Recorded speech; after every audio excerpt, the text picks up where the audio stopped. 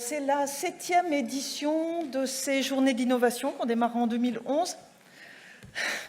Donc ça fait 7 ans. 7 ans, c'est l'âge de raison. C'est l'âge pour chacun de prendre en compte ce que nous essayons tous de faire par cet événement. C'est le moment pour l'institution de se donner à elle-même ce rendez-vous tellement important. C'est le moment d'impulser, de parler, d'échanger, de semer ce qui va devenir le travail d'une année, de l'année suivante. Et au final, eh bien, voilà ce que nous trouvons. Au final, de plus en plus de participants à ces journées de l'innovation. 500 inscrits cette année, plus toutes les personnes qui sont venues sans être inscrites, et elles étaient nombreuses. Merci à tous. Au final, également, la qualité, l'extrême qualité des projets, vous le verrez, nous le verrons tous au moment de la remise des prix. Au final, l'enthousiasme de chacun. Et lorsqu'on me demande de temps en temps pourquoi est-ce qu'il faut innover, simplement, je crois que la réponse pourrait être il faut innover parce que c'est bon pour le moral. Et je crois que ça se vérifie dans toutes les circonstances. Donc, je ne m'attarde pas davantage. Je vous remercie d'être tous là. Je vais inviter Madame la Ministre à venir nous rejoindre pour remettre les prix. Je sais que c'est un moment qui est tellement attendu. Merci Madame la Ministre.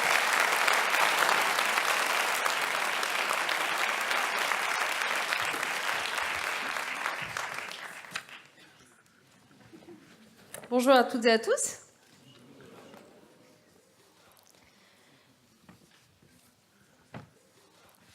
Donc je ne vais pas être seule pour remettre les prix. Bon, d'abord, juste quelques mots, mais je serai très bref parce que ce qui compte vraiment, c'est cette remise de prix. Pour vous dire le plaisir qui est le mien d'être ici avec vous, l'attachement qui est le mien aussi à l'innovation pédagogique. J'espère que vous aurez eu l'occasion et le temps de vous en rendre compte, alors que c'est une aventure qui s'achève dans quelques semaines, pour ce qui est de ce quinquennat. En tout cas, l'innovation pédagogique, elle perdurera, je le souhaite, je vous le souhaite. Je veux vous dire que l'une des expériences les plus heureuses que j'aurais faites pendant mes responsabilités à la tête de ce ministère de l'Éducation, c'est indéniablement les moments où, en déplacement dans tel ou tel établissement scolaire, je pouvais constater le plus directement possible que oui, l'innovation, elle existe, je l'ai rencontrée, et je l'ai rencontrée 1001 fois, et je veux vous dire à quel point finalement ça rend heureux ceux qui s'y adonnent, et puis ceux qui ont le plaisir d'en bénéficier, c'est-à-dire les élèves. Donc moi, je veux saluer et remercier chaleureusement tous les enseignants qui sont engagés dans une innovation ou une autre. C'est évidemment pas univoque, l'innovation, parce qu'ils font progresser non seulement leurs élèves, généralement aussi leurs propres pratiques professionnelles et celles de leurs collègues, lorsque il y a un échange qui s'installe, et c'est le cas notamment dans ces journées innovation, mais ils font progresser aussi le système scolaire dans son intégralité parce qu'ils nous poussent à nous poser les bonnes questions, à avancer dans les bons chemins, la pédagogie de projet, l'interdisciplinarité et tant d'autres. Donc vraiment, merci à vous de votre engagement au quotidien dans cette innovation. Cette 7e édition des Journées de l'innovation est une réussite, une fois de plus, et c'est parti pour bien durer. Et moi, je me réjouis tout particulièrement qu'il y ait désormais des déclinaisons académiques de ces Journées nationales de l'innovation, parce que c'est très important que tout cela s'ancre à l'échelle d'un territoire et sème par le terrain. Et il n'y a que par le terrain que l'innovation se diffuse et s'ancre véritablement dans les pratiques. Donc voilà, de beaux progrès à souligner. Peut-être un dernier mot pour vous dire que, institutionnellement parlant, il y a eu aussi ces dernières années, je crois, une impulsion, un encouragement plus fort, et c'est comme ça que les choses doivent fonctionner. C'est important que dans l'institution, comme on dit, dans le ministère, au-delà des cardis qui sont à vos côtés, on l'a vu dans les ateliers qu'on a vus à l'instant, dans les territoires, eh bien, il y ait une démarche qui soit systématiquement faite pour mettre à jour, valoriser, célébrer les innovations les plus réussies, faire en sorte qu'elles soient plus connues, faire en sorte de faciliter les démarches, de lever un certain nombre de verrous. Donc ça, c'est l'impulsion nécessaire pour accompagner cette innovation. Mais au-delà de cette impulsion, on a voulu créer un véritable écosystème de l'innovation, et ça s'est passé par exemple par la préfiguration récemment dans une région de ce que nous appelons les instituts Carnot de l'éducation, c'est-à-dire ces lieux dans lesquels vont pouvoir se retrouver des chercheurs et des enseignants pour travailler sur l'amélioration de telle ou telle pratique pédagogique. Institut Carnot de l'éducation qui vont désormais voir le jour dans chaque région de France. Donc c'est une très belle avancée aussi. Cet écosystème de l'innovation, il est passé aussi par le rapport qui a été demandé à François Tadei sur la façon dont nous pouvions davantage au ministère de l'Éducation finalement avoir une espèce de département recherche et développement qui, au quotidien, permettent de faire fructifier cette innovation de terrain et puis d'y inciter davantage.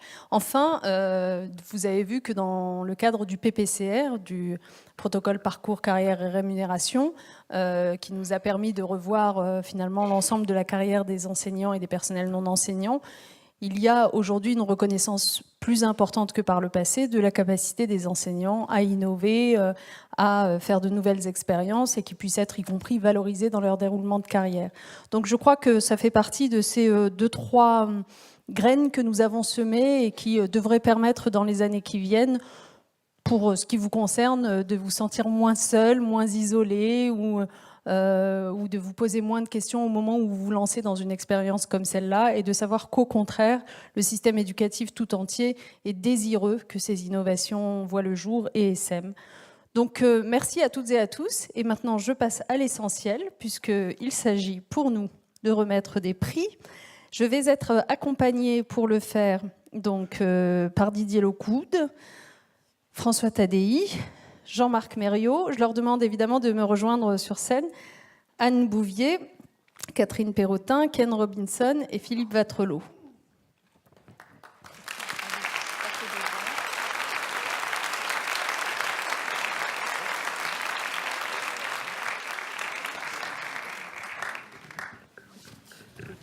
Bien, donc le premier prix que nous allons remettre, je remercie Didier Locoud d'avoir accepté de remettre ce prix.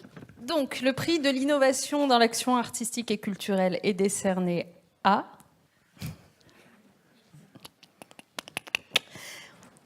au lycée polyvalent d'altitude de Briançon.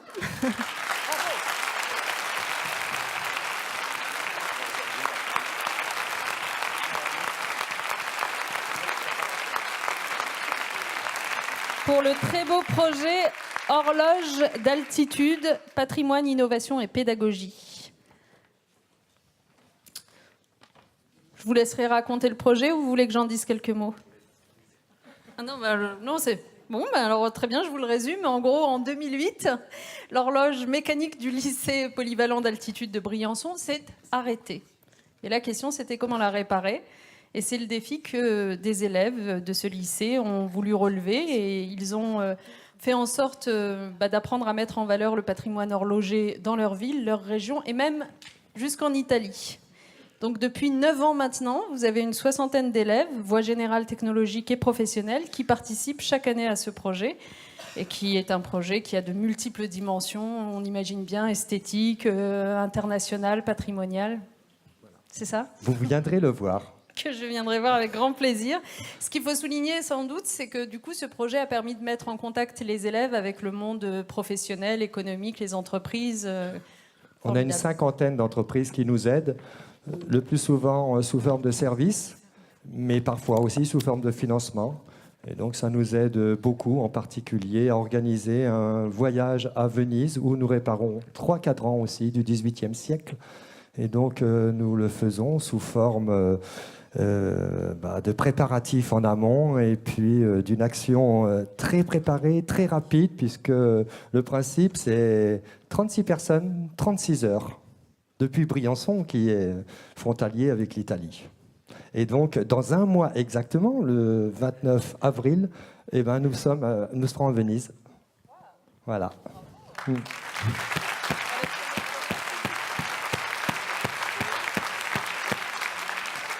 Alors, combien d'élèves? Donc, le principe, c'est de travailler en partenariat. Et donc, on emmène 36 personnes, et c'est 2 tiers d'élèves et 1 tiers de partenaires. Donc, 12 partenaires et 24 élèves. Et on brasse ainsi des industriels, autant des gens du patrimoine, des agents du lycée, proviseurs aussi, qui est déjà venu. Et là-bas, on a une convention avec un institut, l'Institut des Greci, qui est magnifique, avec son église orthodoxe, son campanile, son musée des icônes, sa bibliothèque. Et on a la chance d'avoir une convention, et donc nous, en contrepartie, on leur entretient leur horloge, qui était mécanique. On l'a fait fonctionner en électrique pour des raisons de facilité, mais par derrière, l'horloge mécanique est aussi toujours en fonctionnement, et le jour de notre voyage, on l'a fait fonctionner et elle sonne sur une des cloches du campanile. C'est du rêve. L'horloge du lycée, elle est réparée depuis 2008 ou... Alors, l'horloge du lycée, ça a été le point de départ. Ça nous a pris 3 ans. Elle a été inaugurée lors du centenaire du lycée d'altitude en 2011, en présence du recteur d'académie. Bravo, merci. Voilà.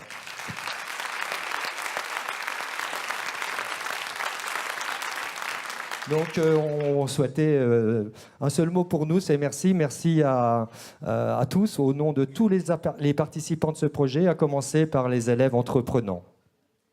Et franchement, si vous voulez, venez nous voir à Briançon.